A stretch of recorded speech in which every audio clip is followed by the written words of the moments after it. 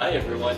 We built a Java library management system that helps libraries manage books, members, borrowing, and users all in one main dashboard.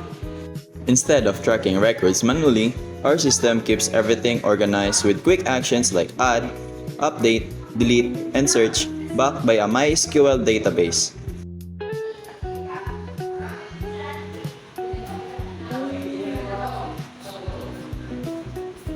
Excuse me, sir. Eh, pag umiyabot nga din si pa-register. Paano ka natin, sir? Sige, sir. Sige, sir.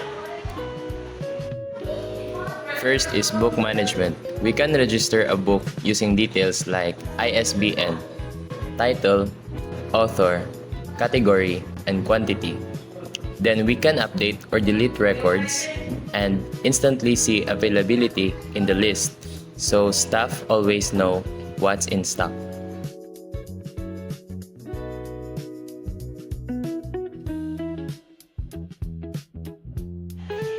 Hi, sir. Yes. Pwede kong ma-borrow sa C programming language namin, sir. Sir, C programming na. Yes, sir.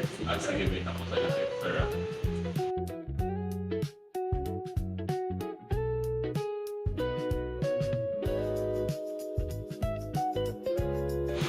Excuse me, sir.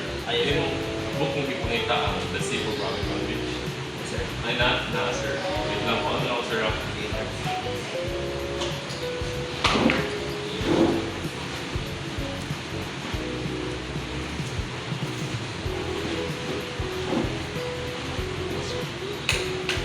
sir? Thank you, sir.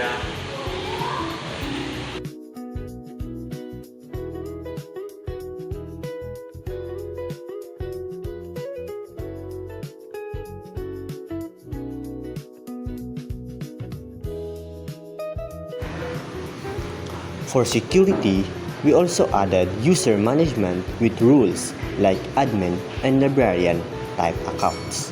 Admin can enable or disable users, helping control access and protect data. In short, our system makes library work faster, cleaner, and more reliable. Accurate book inventory. Simple member and transaction tracking. Secure user roles with a MySQL backend. Use library system management now.